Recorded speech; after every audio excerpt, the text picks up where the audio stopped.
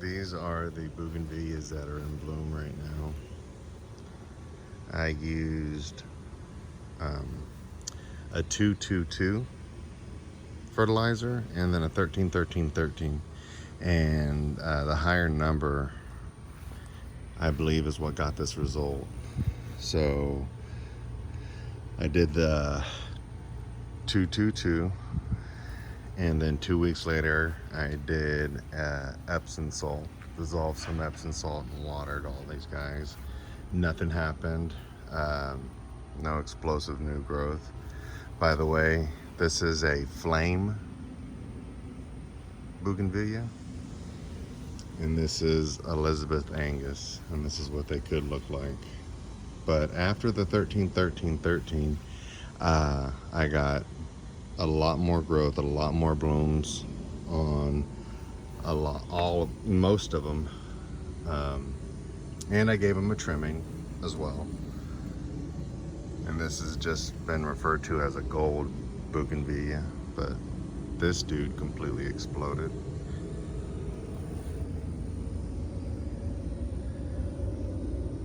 This is sundown orange.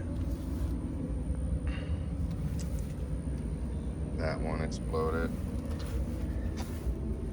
And right here, this guy, this is Juanita Hatton, and it's starting to explode.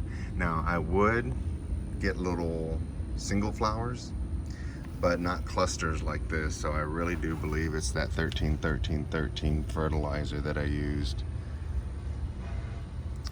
So the 222 I used for 2 months, put it in twice, and in the middle of each month I used the Epsom salt, but that didn't produce any results.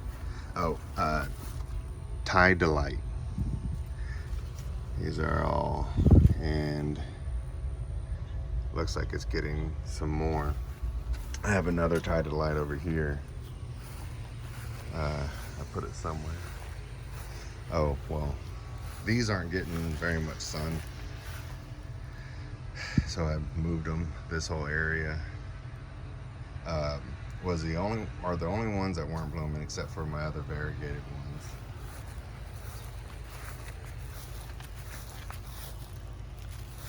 This is Purple Princess.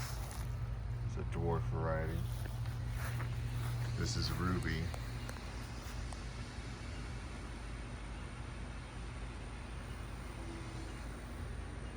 And you see these hanging baskets will get the first light.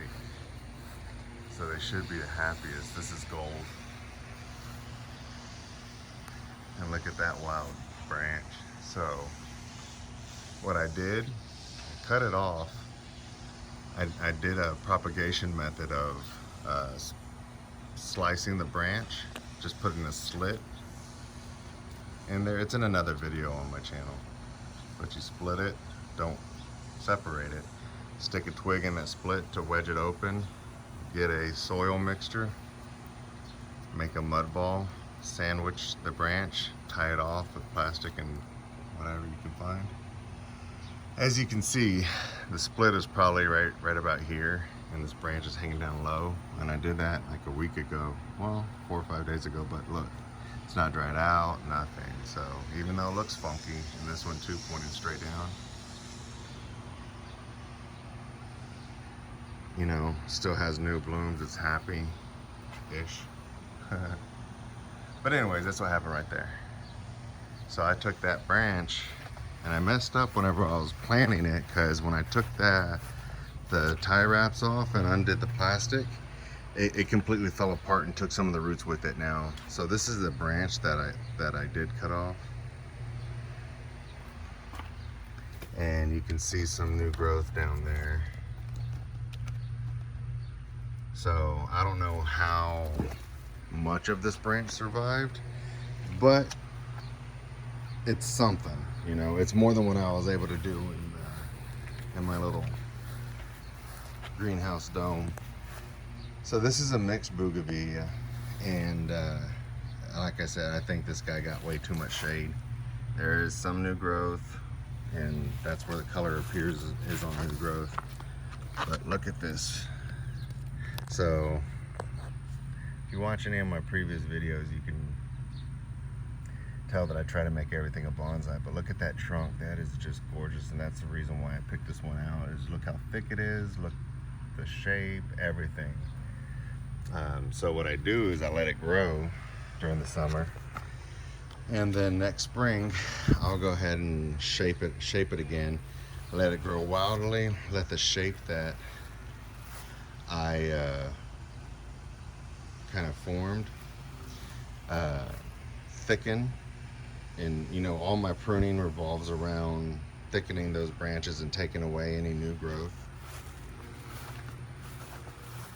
So these are the other bougainvilleas. See, they're not getting any sun, so I moved them all over here. And those, all of them, don't have blooms.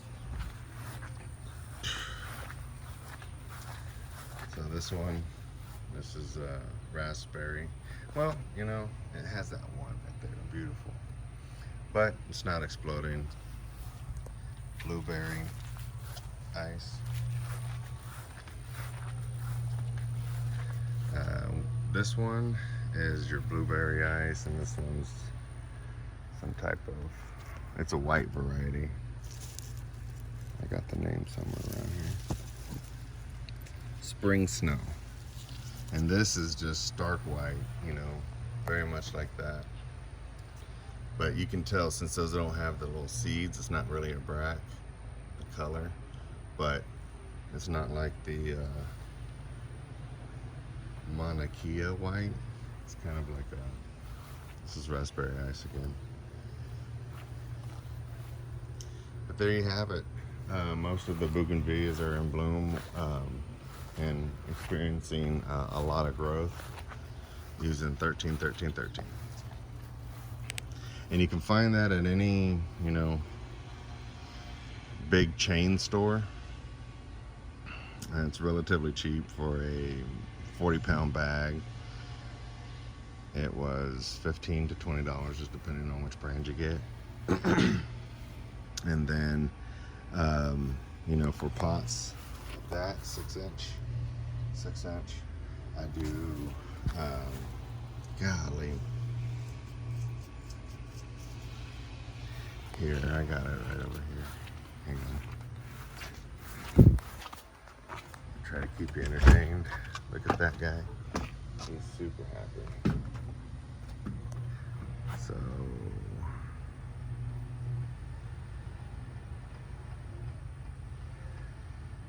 yeah, okay, so one tablespoon. Half for those, the small ones.